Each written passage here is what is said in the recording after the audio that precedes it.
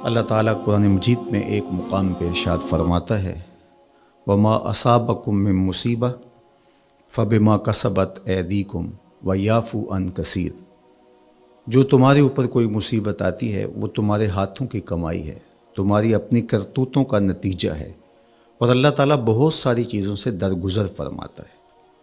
یہ اس کی کرم نوازی ہے کہ وہ درگزر فرماتا ہے اور کبھی کبھی گرفت کرتا ہے۔ اگر وہ ہر کوتاہی پر گرفت کرنے لگے تو قرآن مجید میں ایک دوسرے مقام پہ ارشاد فرمایا کہ لوگوں کے ظلم کی وجہ سے، بے جا کاموں کی وجہ سے اللہ اگر گرفت کرنے لگے تو زمین کی چھاتی پر ایک چوپایا بھی زندہ نہ بچ پائے۔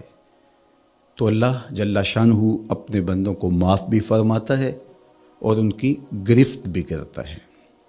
پچھلی امتیں جب گناہوں میں مبتلا ہوتی تو ان کو تنبیہات کی جاتی، ان کو سمجھایا جاتا انبیاء علیہم السلام کے ذریعے سے، اور انہیں چھوٹے عذاب کے جھٹکے دے کر کے تنبیہ کی جاتی۔ لیکن جب وہ قومیں نہ سنبھلتی تو اللہ تعالیٰ جل شانہ ان کے اوپر عذاب استیصال نازل کرتا۔ عذاب استیصال یہ ہے کہ وہ قومیں وجود سے مٹا دی جاتی۔ اس امت پر اگرچہ یہ کتنے بڑے جرم ہی کیوں نہ کریں، ان پر عذاب استیصال نہیں آئے گا۔ اللہ کے محبوب صلی اللہ علیہ وآلہ وسلم کا پاکیزہ وجود اور حضور کی رحمت کی تنی ہوئی چادر ہمارے لیے بچاؤ کی ضامن بن جاتی ہے، اور ہم اللہ تعالیٰ کی طرف سے آنے والے عذابوں سے بچ جاتے ہیں۔ کفار مکہ نے باقاعدہ مطالبہ کیا، اے اللہ اگر تیرا یہ رسول سچا ہے فامطر علینا حجارۃ من السماء، تو آسمان سے ہمارے اوپر پتھر نازل کر۔ تو حضور صلی اللہ علیہ وآلہ وسلم کے رب نے کیا جواب دیا؟ وما کان اللہ لیعذبہم وانت فیہم، محبوب اللہ کی یہ شان نہیں ہے کہ تو ان کے اندر رہتا ہو اور میں ان پر عذاب نازل کروں۔ حالانکہ پچھلی امتوں پر عذاب نازل ہوا اور یہ امت خود عذاب مانگ رہی ہے۔ کفار نے عذاب طلب کیا لیکن کہا کہ محبوب تیری وجہ سے میں ان پر عذاب نازل نہیں کروں گا، اگر ان کی رحمت نہ ہو درمیان میں ابھی آگ لگ جائے دونوں جہاں میں۔ تو وہ عذاب استیصال جو قوموں کے وجود کو مٹا دیتا ہے، امت مصطفیہ پر، حضور علیہ السلام کے غلاموں پر وہ کبھی بھی نہیں نازل ہوگا۔ لیکن آزمائشیں، ابتلائیں اور سزائیں ان کو وقفے وقفے سے دی جاتی ہیں تاکہ یہ سنبھل جائیں اور اپنے اعمال کو درست کریں اور اپنا محاسبہ کریں۔ اگر وہ اس کے باوجود بھی نہ سمجھیں تو اللہ تعالیٰ جل شانہ کی سخت ناراضگی کا موجب ہے۔ اہل ایمان پر جو ابتلائیں آتی ہیں، جو آزمائشیں آتی ہیں، اس پر جب وہ صبر کرتے ہیں اور اللہ کی طرف رجوع کرتے ہیں تو ان کو اس کا اجر اور اس کا صلہ دیا جاتا ہے۔ حضور نبی رحمت صلی اللہ علیہ وآلہ وسلم نے ارشاد فرمایا کہ مومن کے پاؤں میں کانٹا بھی چبھتا ہے تو وہ بھی اس کے گناہوں کا کفارہ بنتا ہے، وہ بھی اس کے لیے بہتری کا ضامن بن جاتا ہے۔ تو جو وبائیں آتی ہیں، تکلیفیں آتی ہیں، تو وہ اس کے لیے بہتری کی ضامن ہوتی ہیں۔ اسی لیے تو وباؤں سے جو اللہ پر یقین رکھتے ہوئے انتقال کرتے ہیں وہ شہید کے زمرے میں آتے ہیں۔ کتنا بڑا درجہ ہے شہادت کا، لیکن ان کو یہ نصیب ہوتا ہے۔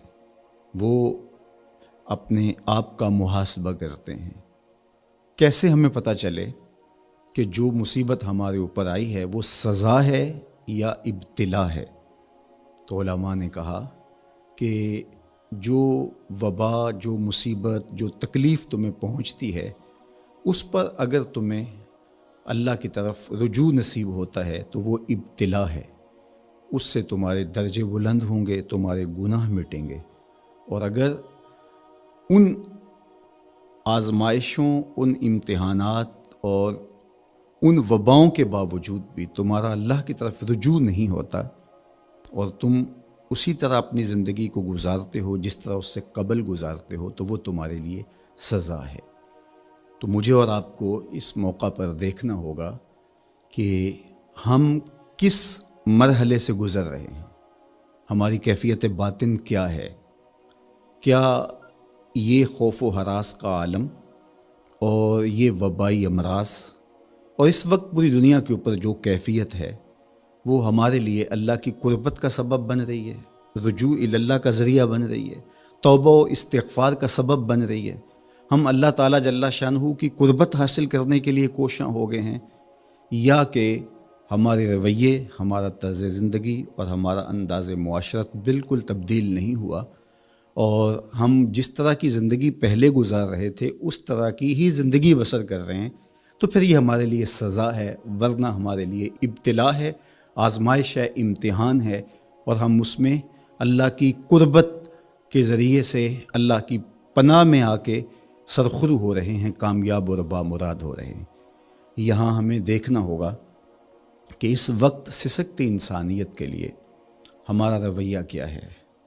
کیا ہم نے اشیاء خورد و نوش سے لے کر کے ضروری ادویات تک اور انسانی ضرورت کے لیے اس وبا سے بچنے کے لیے جو ماسک پہنا جاتا ہے اس کو حصول زر کا ذریعہ بنایا، یا کہ ہم انسانیت کی خدمت کے لیے اس وقت میدان عمل میں موجود ہیں؟ تو ہم اپنے عمل سے، اپنے رویے سے اپنے آپ کو جج کر سکتے ہیں، اپنے آپ کو دیکھ سکتے ہیں۔ اقبال نے کہا تھا اپنے دل سے پوچھ، ملا سے نہ پوچھ۔ تو ہمیں اپنے اندر سے فتویٰ ملتا ہے ہم کس جگہ پہ کھڑے ہیں، تو ہمیں اس حوالے سے اپنے آپ کو دیکھنا چاہیے۔ اللہ تعالیٰ جل شانہ نے ہمیں اس ابتلا میں، اس آزمائش میں مبتلا کیا ہے، تو اس میں اس کی حکمت بالغہ کیا ہے ہم نہیں جانتے، لیکن ہم اس کی طرف ہی رجوع کر کے، اس کے حضور عجز کر کے، اپنے گناہوں کی معافی مانگتے ہوئے کثرت استغفار کے ذریعے سے اس میں کامیاب اور سرخرو ہونے کی کوشش کریں۔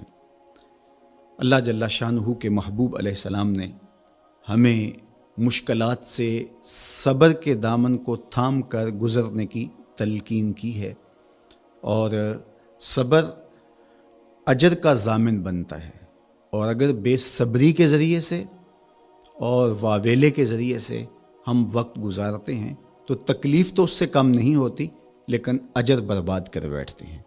ہمیں ایسی مشکل گھڑیوں میں صدقہ و خیرات کے ذریعے سے اللہ کی قربت اختیار کرنے کا حکم دیا گیا۔ فرمایا گیا داو مرداکم بالصدقہ، اپنے مریضوں کا علاج صدقے سے کرو، تمہارے امراض کا علاج صدقے میں چھپا ہوا ہے۔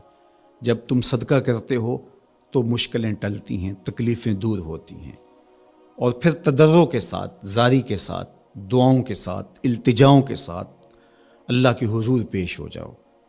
تم امتحان گاہ میں کھڑے ہو، وَاسْتَقْبِلُوا امواج البلا بالدعاء والتضرع، فرمایا کہ بلاؤں اور آزمائشوں کی موجیں جب تمہاری طرف بڑھ رہی ہوں تو تم تضرع اور زاری کے ساتھ اللہ کی مدد اور اللہ کی پناہ لے لو، اور جب تم اس کی پناہ میں آ جاؤ گے تو پھر تکلیفیں تمہارا کچھ نہیں بگاڑ سکتی، تمہارے درجے بلند ہوں گے، اور تمہاری خطاؤں سے اللہ درگزر فرمائے گا، اور تمہارے لیے راحتوں کے، کرم نوازیوں کے در کشادہ ہوں گے۔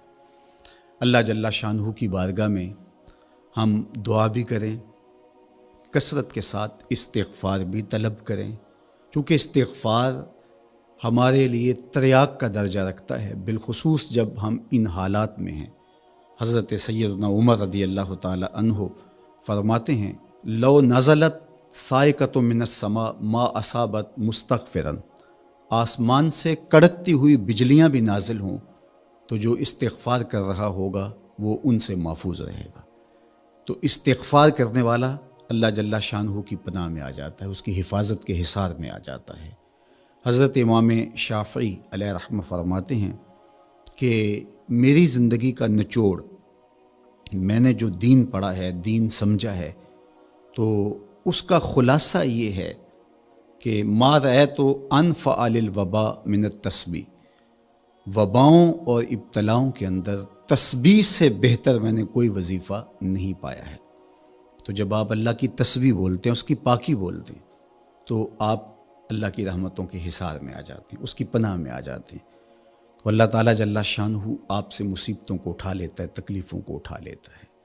تو استغفار طلب کیجئے، اللہ کی تسبیح بولیے، اور قرآن مجید کی کثرت کے ساتھ تلاوت کیجئے۔ آج جب کہ فرصت کے لمحے ہمارے ہاتھ آ ہی گئے ہیں اور ہم کسی وجہ سے گھروں میں بیٹھ ہی گئے ہیں، تو اس موقع پر ہمیں کتاب اللہ کے ساتھ جڑنا چاہیے۔ کتاب اللہ کے ساتھ ہمارا تعلق جتنا مضبوط ہوگا، اللہ پر یقین اتنا ہی پختہ سے پختہ تر ہوتا چلا جائے گا۔ لیکن آج اگر سویر سے لے کر شام تک اور شام سے لے کر سویر تک ہم اپنا وقت یوں ہی برباد کر رہے ہوں اور ہمیں قرآن مجید کھول کر کے پڑھنے کی توفیق بھی میسر نہ آئے، تو پھر اس کا مطلب یہ ہے کہ ہم اس سزا کو کاٹ رہے ہیں، اس ابتلا سے اللہ کی قربت حاصل نہیں کر رہے۔ تو قرآن مجید کی تلاوت ہمیں اللہ کی قربت دیتی ہے، بلکہ ایک روایت میں آیا کہ جو شخص قرآن مجید کی تلاوت میں مشغول رہا اور اس مشغولیت کی وجہ سے اس کو دعا مانگنے کا موقع بھی نہ مل سکا، اللہ اس کو دعائیں مانگنے والوں سے زیادہ عطا فرمائے گا، چونکہ وہ اللہ کے کلام کے اندر مصروف ہو گیا۔ تو آج کل فرصت کے لمحات میں ہمیں اپنے بچوں کو بٹھا کر کے بھی ترغیب دینی چاہیے کہ وہ قرآن مجید کی تلاوت کریں، اور خود بھی قرآن مجید کی تلاوت اپنے معمولات میں شامل کرنی چاہیے۔ اور جتنے بھی یہ دن ہمیں میسر ہیں، اپنی روٹین اس حساب سے ہم بنا سکتے ہیں کہ قرآن مجید کے ساتھ ہم جڑ جائیں، اور اس کو اگر مفاہیم و مطالب کے ساتھ پڑھنے کا مزاج ہو، اور روزانہ 1 پارہ یا 2 پارہ اس کے مفاہیم کے ساتھ، اس کے مطالب کے ساتھ اگر پڑھنا نصیب ہو جائے، تو پھر قرآن مجید کے پیغام کو سمجھنے کا ہمیں موقع مل جائے گا۔ چونکہ یہ کتاب ہمارے آقا و مولا حضور ختم المرتبت صلی اللہ علیہ وآلہ وسلم کی وساطت سے ہمارے نام، ہمارے رب کا پیغام ہے، سندیسہ ہے ہمارے رب کا۔ ہمارے رب نے ہمیں کیا کہا ہے ہمیں سمجھنا چاہیے۔ دنیا کے کسی ایسے ملک سے میرے اور آپ کے نام کوئی خط ہو اور اس زبان میں ہو جو زبان میں نہیں جانتا، تو اتنی دیر تک میں چین سے نہیں بیٹھتا، آپ چین سے نہیں بیٹھتے جب تک اس کے مندرجات معلوم نہیں کر لیتے، اس میں خوشی کی خبر ہے یا کوئی غم کا قصہ ہے، یہ خط میرے نام کیا پیغام لے کر آیا ہے۔ تو صاحب، یہ قرآن حضور کی معرفت، ہمارے نام، ہمارے رب کا خط ہے۔ تو ہمیں دیکھنا ہوگا کہ اس کتاب نے ہمیں کیا پیغام دیا ہے، اس کتاب کا حکم نامہ ہمارے نام کیا ہے، اور پھر ہم اس کتاب کو اپنی زندگی میں اتار کر کے اپنے شب و روز کے اندر شامل کر کے اس کی تعلیمات کو ایک پاکیزہ اور ستھرے مسلمان بن کے ابھر سکتے ہیں۔ تو اس موقع سے بھرپور فائدہ ہمیں حاصل کرنا چاہیے۔ اس کی تلاوت بھی کریں، خالی تلاوت بھی قرآن مجید کی تمہیں محرومیوں سے نکالے گی۔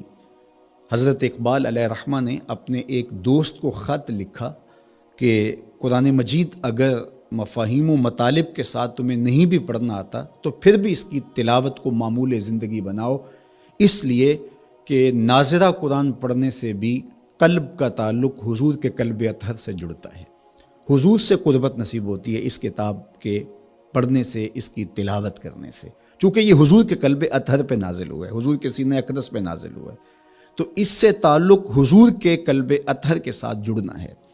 اور ہمیں فرمایا گیا کہ راتوں کی تنہائیوں میں اٹھ کے قرآن پڑھا کرو اور قرآن پڑھتے ہوئے رویا کرو، اور یہ بھی فرمایا گیا فَإِن لَمْ تَبْكُوا فَتَبَاكُوا، اور اگر رونا نہ آئے تو رونے کی کوشش کیا کرو، تکلف کے ساتھ اپنے اوپر وہ کیفیت طاری کرو کہ تمہاری آنکھیں آنسوؤں کا خراج دیں اس قرآن کو پڑھتے ہوئے۔ کیا یہ تصور تھوڑا ہے کہ جب تم قرآن پڑھ رہے ہو تو اس خیال میں ہو کہ میں اپنے رب کا کلام پڑھ رہا ہوں؟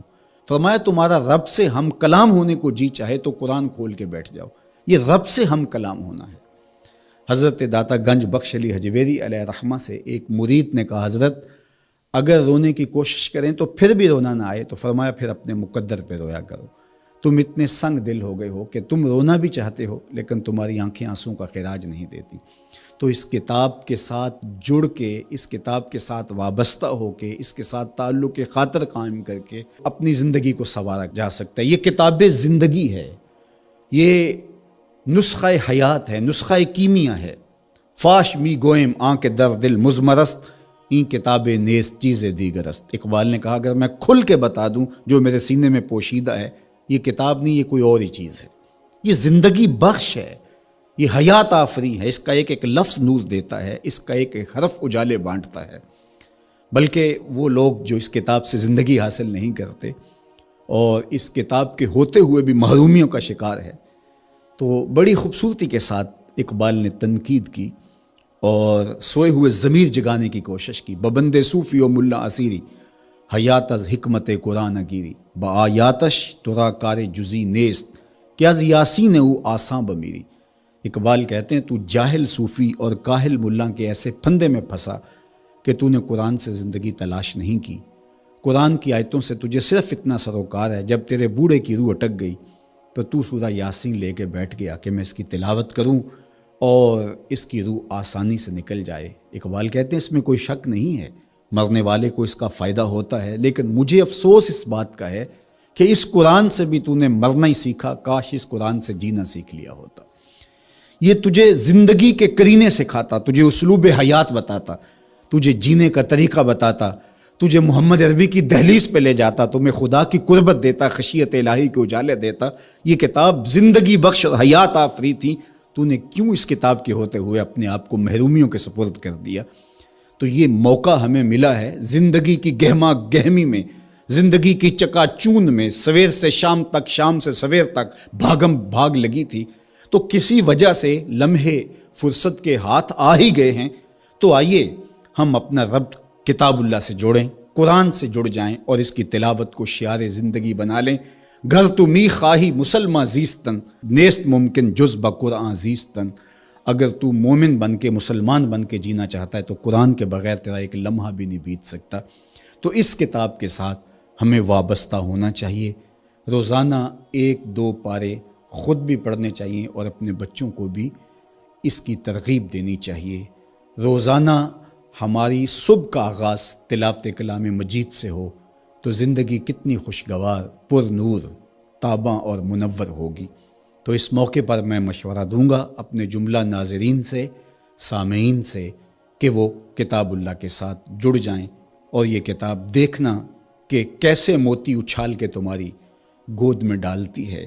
یہ دنیا کی واحد کتاب ہے جو اپنے قاری کو اس کے نفسیات کے مطابق، اس کے مبلغ علم کے مطابق، اس کے ظرف کے مطابق اس کو عطا کرتی ہے۔ دنیا کی کتنی کتابیں ہیں جو ایک عام شخص کے لیے تو دلچسپ ہیں، لیکن جو علم کی بلندیوں پر اڑ رہا ہے تو اس کے لیے اس کتاب میں کچھ بھی نہیں ہوتا۔ اور کتنی کتابیں ہیں جو اہل علم کے لیے تو سرمایہ ہیں، لیکن جو نچلے درجے کا عام شخص ہے اس کو اس کی سمجھ ہی نہیں آتی۔ لیکن قرآن ایک ایسی کتاب ہے، اس کو جس طبقہ زندگی سے تعلق رکھنے والا پڑھے، چاہے وہ ایک عام شخص ہو اور چاہے وہ بہت بڑا مدقق ہو، جو بھی پڑھے قرآن اس کو اس کے ظرف کے مطابق فیض دیتا ہے۔ ہم ہوئے، تم ہوئے کہ میر ہوئے، اس کی زلفوں کے سب ہی اسیر ہوئے۔ یہ اس کتاب کا اعجاز ہے، اس کتاب کا کمال ہے، اور یہ اپنے پڑھنے والوں کے لیے آسان ہے، رشد و ہدایت کی ضامن ہے اور اللہ کی قربت کا ذریعہ ہے، ہمیں زندگی گزارنے کا اسلوب دیتی ہے اور حیات آفرین کتاب ہے۔ تو اس کے ساتھ ہمیں جڑنا چاہیے اور اس موقع سے ہمیں بھرپور فائدہ حاصل کرنا چاہیے۔ ایک بات میں یہ بھی عرض کرنا چاہوں گا کہ اس موقع پر خاص طور پہ ہمیں تھوڑا سا اپنا محاسبہ کرنے کے لیے بھی وقت مل گیا ہے۔ بھاگ دوڑ کے اندر سویر سے شام تک ہمیں اپنے آپ پر غور کرنے کا موقع نہیں ملا اور مقصد حیات کو سمجھنے کی فرصت نہیں ملی۔ ہم کیوں آئے تھے دنیا پر؟ مقصد زندگی کیا تھا؟ کیا رزق کمانا ہی مقصود حیات تھا؟ چلو حلال ہی صحیح، یہ تو کام چیونٹی بھی کرتی ہے، صبح اپنی بیل سے نکلتی ہے، کسی کو ضرر نہیں دیتی، تکلیف نہیں پہنچاتی، حلال رزق جمع کرتی ہے، اور شام تک وہ اس کام میں لگی رہتی ہے۔ موسم برسات کے لیے بھی جمع کرتی ہے، اپنے بچوں کے لیے بھی ضرورت پوری کرتی ہے، کسی کو تکلیف بھی نہیں پہنچاتی۔ اگر یہی وظیفہ حضرت انسان کا ہے تو پھر انسان میں اور حیوانات میں، بہائم، وحوش، طیور میں فرق کیا ہوا؟ یہ اشرف المخلوقات پھر کس بات پہ ہوا؟ تو کیا یہ انسان کے لیے باعث شرف ہے؟ نہیں، انسان کے لیے شرف کا سبب کوئی اور ہے۔ اس نے اپنے مقصد کو سمجھنا تھا، آنے کے مقصود کو جاننا تھا، اور جو اپنے مقصود زندگی کو ہی نہیں سمجھ پایا تو قرآن نے ایک مقام پہ ارشاد فرمایا، من کان فی ہذہ اعمی فہو فی الآخرۃ اعمی، جو اس دنیا میں اندھا رہا کل قیامت کے دن بھی نابینا اٹھایا جائے گا۔ اس سے ان آنکھوں کی بے نوری مراد نہیں ہے، وہ تو حدیث پاک میں آتا ہے جو آنکھوں سے آزمایا گیا، ان دو محبوب چیزوں سے آزمایا گیا، تو اس کو اللہ تعالیٰ اس کے بدلے میں قیامت کے دن اجر دے گا، صلہ دے گا۔ دنیا کے اوپر اگر کسی کو بینائی نہیں دی گئی تو کتنی بڑی آزمائش ہے۔ جہاں اندھیرا ہے، کائنات کی رنگینیاں، خوبصورتیاں، کائنات کا جمال، یہ کیا کچھ ہے کائنات کے اندر، لیکن وہ کچھ نہیں دیکھ پایا۔ اب وہ ایک عجیب اذیت سے تو گزرتا ہے لمحہ لمحہ، تو اس کا صلہ اس کو اس کے بدلے میں آخرت میں دیا جائے گا۔ تو یہ نہیں کہ دنیا کے اوپر نابینا تھا کوئی، ان ظاہری آنکھوں میں روشنی نہیں تھی تو قیامت کے دن بھی نابینا اٹھایا جائے، اس کا کیا قصور؟ اس سے مراد دل کا نابینا ہونا ہے، جو اس دنیا میں اندھا رہا، جس کے دل نے اللہ کی معرفت کا نور نہ پایا، جو مقصد زندگی نہ سمجھ پایا، جو مقصد زیست نہ سمجھ پایا، میں دنیا پہ آیا کیوں تھا۔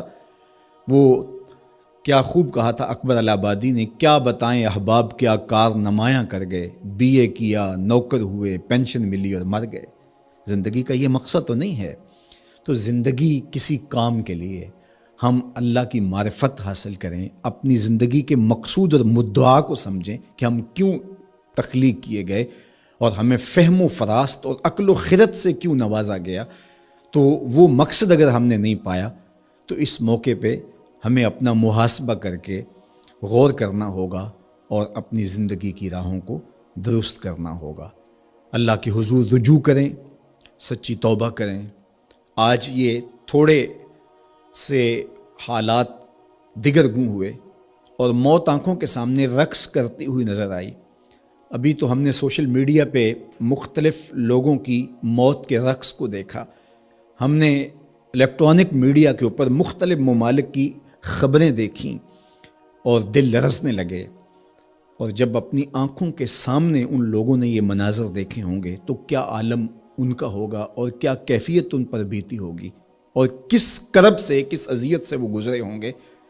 اور ہزاروں انسانوں میں سے کوئی ایک شخص آغوش موت میں اترا، اور اس کی سسکیاں اور آخری لمحے اس کی تڑپ اور اس کی بے چینیاں اور اس کے خاندان کی محرومیاں اور ان کی آنکھوں سے برستے ہوئے آنسو دل لرزا دیتے ہیں۔ تو ذرا 2 لمحوں کے لیے تصور کر لیجئے کہ اربوں انسان ہیں، تو چند ہزار لوگ آغوش موت میں اترے تو ہمارا وجود لرزنے لگا، تو وہ لمحہ کتنا دردناک ہوگا جب یہ زمین بھی لپیٹی جا رہی ہوگی، جب آسمان بھی لپیٹا جا رہا ہوگا، اور ہر ذی روح اس دنیا سے رخصت ہو رہا ہوگا، اور خوف قیامت اور قیامت کا وہ زلزلہ، وہ جھٹکا، اپنے اطراف میں دائیں بائیں آگے پیچھے لاشیں گرتی نظر آئیں گی، اور پھر جسموں کے پرزے اڑتے ہوئے دکھائی دیں گے۔ اذا زلزلت الارض زلزالها واخرجت الارض اثقالها وقال الانسان ما لها یومئذ تحدث اخبارها۔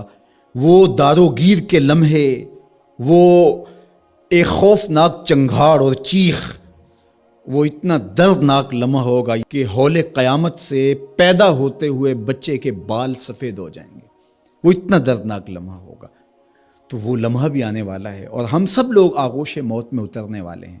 اگر اس وبا سے میں اور آپ بچ کے نکل بھی جاتے ہیں تو کیا موت سے ہم بچ پائیں گے؟ تو یہ ہمارے لیے ایک جھنجھوڑنے کا لمحہ ہے، ہمیں تنبیہ کی جا رہی ہے، یہ تازیانہ عبرت ہے ہمارے لیے، اور ہم اپنی آخرت کی بہتری کے لیے کوشش کر لیں اور دیکھیں کہ یہ لمحات زندگی کے اور یہ گھڑیاں جو آج ہمیں میسر ہیں، ایک وقت آئے گا یہ بھی میسر نہیں ہوں گی، اور اگر آج ہم نے عبرت حاصل نہ کی تو پھر سوائے ہاتھ ملنے کے کچھ نہیں ہوگا۔ وہ ایک فقیر تھا، بازار سے گزر رہا تھا تو لوگوں کو دنیا میں کھوئے ہوئے دیکھا تو دل میں رحم جاگا، تو ان کو سمجھایا کہ یہ سب کچھ دنیا ہی نہیں ہے، اس دنیا کے بعد بھی کوئی جہاں ہے، تم نے کسی کے حضور پیش ہونا ہے اور اپنے اعمال کی جواب دہی تمہارے کندھوں پہ ہے، تو آؤ اپنی آخرت کو یاد کرو اور اپنے رب سے تعلق جوڑ لو۔ لوگوں نے کہا جا بابا کام کر، تجھے کیا پتہ کہ دنیا کی لذتیں کیا ہیں اور ہم کس کام کاج میں لگے ہیں، جا اپنا کام کر۔ وہ شخص دل برداشتہ ہو گیا، وہاں کھڑا ہو کے آنسو بہانے لگا۔ کوئی شخص گزرتا ہوا رکا تو اس نے ایک شخص کو روتے ہوئے دیکھا تو رک کے کہنے لگا کہ کسی نے تجھے تنگ کیا ہے، کسی نے تیرے اوپر کوئی زیادتی کی ہے، تم کیوں رو رہے؟ اس نے کہا کسی نے کوئی زیادتی نہیں کی، بس ان کے رویے نے رلا دیا۔ کہا کیا ہوا؟ کہا گزر رہا تھا، ان کو دنیا میں کھوئے ہوئے دیکھا، دل میں خیال جاگا کہ ان بندوں کی اور رب کی صلح ہی نہ کروا دوں۔ تو کہا پھر کیا بنا؟ کہا وہ تو مان گیا تھا، یہی نہیں مانے۔ وہ تو کہتا تھا لے آ میری دہلیز پہ، میں سارے گناہ معاف کر دوں گا۔ التائب من الذنب کمن لا ذنب لہ، گناہ سے توبہ کرنے والا ایسا ہو جاتا ہے جس طرح اس نے گناہ کیا ہوا ہی نہیں۔ نامہ اعمال سے بھی گناہ مٹا دیے جاتے ہیں، فرشتوں کی یادداشتوں سے بھی محو کر دیے جاتے ہیں، اور گناہ جس جگہ پہ کیے زمین گواہ ہوتی ہے، ہاتھ پاؤں گواہ ہوتے ہیں، سب جگہوں سے محو کر دیے جاتے ہیں۔ اور گناہ سے توبہ کرنے والا ایسے ہوتا ہے جیسے اس نے ابھی ماں کے پیٹ سے جنم لیا ہو۔ تو کہا وہ تو کریم ہے، سورج ابھی مغرب سے طلوع نہیں ہوا، رحمت کا در کشادہ ہے، توبہ کا دروازہ بند نہیں ہوا، تو میرا خیال تھا ان بندوں کی اور رب کی صلح کروا دوں۔ تو وہ تو مانتا تھا ہم تو مائل بکرم ہیں، کوئی سائل ہی نہیں، لیکن ان سے بات کی تو یہ نہیں مانے۔ خیر وقت گزر گیا، وہی شخص دو ایک دن کے بعد قبرستان کے قریب سے گزرا تو وہی فرد وہاں روتا ہوا پایا گیا۔ تو اس نے پھر اپنی گاڑی، اپنی سواری روکی اور کہا بابا عجیب شخص ہے، بازاروں میں بھی روتا ہے، قبرستانوں میں بھی روتا ہے، آج کیا مسئلہ تجھے ہوا؟ کہا مسئلہ وہی میرا کل پرسوں والا ہے۔ کہا کیا ماجرا ہوا؟ کہا بازار میں گیا تھا اور میرا خیال تھا کہ بندوں اور رب کی صلح کروا دوں، وہ تو مان گیا لیکن یہ نہیں مانے، مایوس ہو کے آج قبرستان والوں کے پاس آ گیا اور یہاں میرا خیال یہ ہوا ان کی اور اس کی صلح کروا دوں۔ تو بڑی دلچسپی سے پوچھا کہ آج کیا بنا؟ کہا آج یہ مان گئے ہیں، وہ نہیں مانتا۔ تو قبل اس سے کہ ہم مانیں، یا لیتنی قدمت لحیاتی، ہائے میں نے یہ زندگی آخرت کے لیے آگے بھیج دی ہوتی، لیکن وقت بیت چکا ہو۔ تو آج وقت ہے، وقت پر کافی ہے ایک قطرہ بھی آب خوش ہنگام کا، جل گیا جب کھیت برسا می تو پھر کس کام کا۔ میں نے تو کتب میں پڑھا ہے کل قیامت کے دن نیکوکار بھی پچھتائیں گے، بدکار بھی پچھتائیں گے۔ بدکاروں کا پچھتانا تو سمجھ میں آتا ہے، نیکوکار کیوں پچھتائیں گے؟ جب وہ اپنے اچھے اعمال کی جزا دیکھیں گے تو وہ پچھتائیں گے، جو چند لمحے ضائع کر دیے وہ بھی کیوں ضائع کر دیے، وہ بھی یاد الہی میں بسر کیے ہوتے۔ اور جنہوں نے اپنی زندگی گناہوں میں گزار دی، خواہشات نفس میں گزار دی، آرزوؤں اور تمناؤں میں بسر کر دی، دو دنی چار کے چکر میں پڑے رہے، دولت کے انبار لگ گئے، پھر بھی نفس رجا نہیں ہے، اندر کی خواہشات تشنا کی تشنا ہی رہی، پھر بھی سیرابی نہیں ہوئی۔ کوزائے چشم حریصاں پر نشد، تا صدف کانے نشد پر در نشد۔ رومی علیہ رحمہ فرماتے ہیں حریص کی آنکھ کا پیالہ نہیں بھرتا۔ کہا کہ جب تک صدف قانے نہیں ہوتا اس میں موتی نہیں آتے، اور سادی شیرازی بولتے ہیں کہ پیٹ بھر جاتا ہے آنکھ نہیں بھرتی۔ تو ساری زندگی حال من مزید کے نعرے لگاتے رہے، جتنا بھی میسر ہوا پھر آگے بڑھتے رہے، آگے بڑھتے رہے، کسی جگہ پہ بھی فل سٹاپ نہ آیا، اور زندگی یوں گزرتی رہی، بسر ہوتی رہی، اور اپنی زندگی برباد کر دی، حتیٰ زرتم المقابر، یہاں تک کہ قبروں میں جا پہنچے۔ تو آج اپنی آنکھوں کے سامنے موت کا رقص دیکھ رہے ہیں، اور ہم پوری کائنات کے اندر دیکھ رہے ہیں کہ جو وسائل سے مالا مال تھے، جنہوں نے دنیا کو تسخیر کرنے کا دعویٰ کیا تھا، جن کا خیال یہ تھا کہ ہم ہر طرح کے حالات سے نپٹنے کی صلاحیت رکھتے ہیں، ہمارے پاس تمام وسائل میسر ہیں، لیکن آج کس طرح بے بسی کی تصویر نظر آتی ہیں۔ ایک چھوٹا سا وائرس ہے جو خوردبین سے دیکھا جاتا ہے، اور اس نے انسان کو بے بس کر دیا۔ تو انسان کو سمجھنا چاہیے کہ اللہ کی طاقت کتنی ہے۔ ایک تو قیامت کے دن جب لوگ آغوش موت میں ہوں گے اور بڑے بڑے متکبرین، سرکش، متمردین، بادشاہ، شہنشاہ، کج کلا آغوش موت میں ہوں گے، تو اللہ تعالیٰ فرمائے گا آج کس کی بادشاہی ہے؟ تو کوئی نہیں بول سکے گا۔ اللہ فرمائے گا انا المالک، میں بادشاہ ہوں۔ فرمائے گا این المتکبرون، تکبر کرنے والے کہاں ہیں؟ تو کہاں ہوں گے تکبر کرنے والے؟ کوئی سر اٹھانے کے قابل نہیں ہوگا۔ اللہ فرمائے گا میں ہوں متکبر، کبریائی مجھی کو زیبا ہے۔ تو یہ کل جو ماننا ہے تو اچھا نہیں کہ آج ہی مان لیں اور اپنی زندگی کو اس کی راہوں پہ لگا لیں۔ تو یہ مختصر زندگی اللہ کی امانت ہے۔ اللہ جل شانہ ہمیں اس زندگی کو اس کے راستے میں لگانے کی توفیق دے۔ یہ آزمائش کی گھڑیاں، یہ سزا کے جھٹکے، یہ عبرت کے تازیانے، یہ ہمارے سمجھانے کے لیے ہوتے ہیں۔ حضرت امام غزالی فرماتے ہیں یہ ڈوبتا ہوا سورج روز ہمیں بتاتا ہے کہ میاں زندگی پائیدار نہیں ہے، ایک دن تمہاری زندگی کا سورج بھی ڈوب جانا ہے۔ یہ پھیلی ہوئی قبریں، یہ جوانی سے بڑھاپے کی طرف بڑھتے ہوئے لوگ، یہ اٹھتے ہوئے جنازے، یہ سب کچھ تمہیں بتاتے ہیں۔ تم سمجھو اور اپنی زندگی کو خیر کی راہوں پر ڈال لو۔ آج لمحہ ہے زندگی کا موجود لمحہ، اور آج کا پچھتاوا کل کی بہتری کی ضمانت ہوگا۔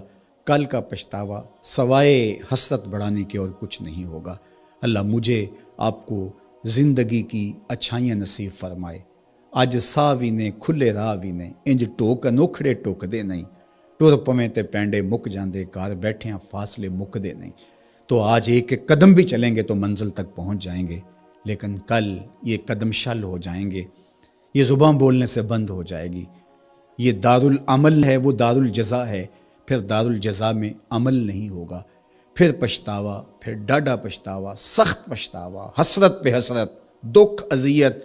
ہائے کوئی چیخ چیخ کے کہتا تھا میں اس کی بات مان لیتا، میرے گھر میں قرآن پڑھا تھا میں کھول کے دیکھ لیتا، میں مصلحین کی بات سن لیتا، میں اٹھتے ہوئے جنازوں سے کچھ سمجھ لیتا، میں قبرستانوں میں جاتا، ٹوٹی شکستہ قبریں مجھے کوئی کہانی سنا رہی تھی جن کا طوطی بولتا تھا، پھر ان کی قبروں پہ خاک بھی اڑتی میں نے دیکھی، لیکن میں نے کسی سے عبرت حاصل نہ کی۔ میں نے سمجھا کہ یہ جوانی ہمیشہ رہے گی، یہ زندگی ہمیشہ رہے گی، لیکن سارا خواب تھا ٹوٹ کے بکھر گیا۔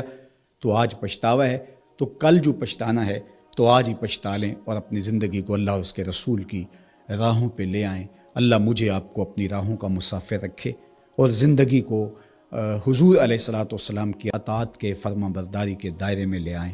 وآخر دعوانا ان الحمد للہ رب العالمین، الحمد للہ رب العالمین، والصلاۃ والسلام علی اشرف الانبیاء والمرسلین۔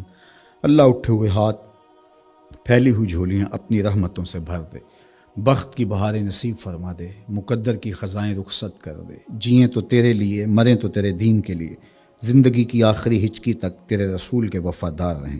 ہر علت، ہر قلت، ہر ذلت سے رہائی عطا کر دے، اپنے محبوب کے در کی گدائی عطا کر دے۔ نفس و شیطان کے مکر و فریب سے، دجل و تلبیسات سے ہماری حفاظت فرما۔ اے اللہ ان وباؤں سے نجات عطا کر دے۔ اے اللہ تیری مخلوق تڑپ رہی ہے، سسک رہی ہے، میرے مالک اپنی مخلوق پہ رحم فرما اور اپنا خاص کرم فضل ان پہ نازل کر دے۔ اے اللہ اس وبائی مرض سے نجات عطا کر دے، اپنا خاص کرم فضل اللہ امت مسلمہ کا مقسوم کر دے۔ اللہ میرے وطن کی خیر فرما، میرے ملک کو امن کے اجالے عطا کر دے۔ اللہ میرے ملک کی معیشت کو جمال عطا کر دے، خیر، خیریت، برکت، رحمت اور راحت ہمارا مقدور کر دے۔ اٹھے ہوئے ہاتھ خالی نہ موڑنا، پھیلی ہوئی جھولیاں اپنی رحمتوں سے بھر دے۔ ساری زندگی اپنی چوکھٹ کا فقیر رکھنا، اپنی دہلیز کا نوکر رکھنا، کبھی کسی کا محتاج نہ کرنا، ہمیشہ اپنی چوکھٹ کا فقیر رکھنا۔ اللہ ہم تیرے عاجز، ناتواں، کمزور بندے تیری دہلیز پہ ہاتھ پھیلائے، جھولیاں پھیلائے تیری رحمت کی بھیک مانگ رہے ہیں۔ میرے مالک اپنے کرم سے ہماری جھولیاں اپنی رحمتوں سے بھر دے۔ اس وبائی مرض سے اہل وطن کو، پورے عالم کو نجات عطا کر دے۔ اے اللہ اس مرض کو دور کر دے، اس کو ہواؤں میں اڑا دے، دنیا کے افق سے اس کو غائب کر دے۔ اللہ جو موجود ہے اس کے لیے اپنے کرم سے دوائیں نصیب فرما۔ اے اللہ اپنا خاص کرم فضل اس وطن پاکستان کے شامل حال فرما، جو مسیحا قوم کے اس وقت اس بیماری کے ساتھ نبرد آزما ہیں اور مشکل حالات کے اندر مریضوں کی دیکھ بھال کر رہے ہیں۔ اللہ ان ڈاکٹرز کو حفاظتوں کے حصار میں رکھنا۔ ہماری پاک فوج، ہماری پولیس اور ہمارے ادارے جس طرح اس مشکل گھڑی میں قوم کے ساتھ آ کھڑے ہوئے، اپنی جانوں کو ہتھیلیوں پہ رکھ کے اے اللہ ان کی حفاظت فرما، ان کے اہل و عیال کی حفاظت فرما، ان کے بچوں کی حفاظت فرما، ان کی نسلوں کو خوشبودار رکھنا اور اپنی پناہوں کا حصار عطا کرنا۔ اللہ میرے وطن میں نظام رسول کی بہاریں پیدا کر دینا۔ اللہ خیر اور بھلائی مقسوم کر دینا۔ اے اللہ سسکتی انسانیت کا یہ درد دیکھ کر کے دنیا کے جو کارپرداز ہیں ان کو یہ سوچنے کی توفیق دے کہ کشمیر میں، القدس میں اور دیگر بلاد اسلامیہ کے اندر سسکتی انسانیت کیسے وقت کاٹتی ہے، اور دنیا کے اوپر امن کے لیے پائیدار کوششیں کرنے کی توفیق عطا فرما۔ اللہ ہمارے اٹھے ہوئے ہاتھ خالی نہ موڑنا۔ جملہ ناظرین کی جتنی دعائیں ہیں اللہ اپنے کرم سے مستجاب فرمانا۔ بے اولادوں کی جھولیاں اولاد سے بھر دینا، دکھیوں کے دکھ دور فرمانا، پریشان حالوں کی پریشانیاں دور فرمانا، بیماروں کو شفا عطا کر دینا، بے اولادوں کی گودیاں اولاد سے ہری کر دینا، انہیں اولاد نرینہ بھی بخشنا، اولاد مادینہ بھی بخشنا، اور ان پر اپنی خاص رحمات کا نزول کر دے۔ وصلی اللہ تعالی علی النبی الامین وعلی آلہ واصحابہ اجمعین۔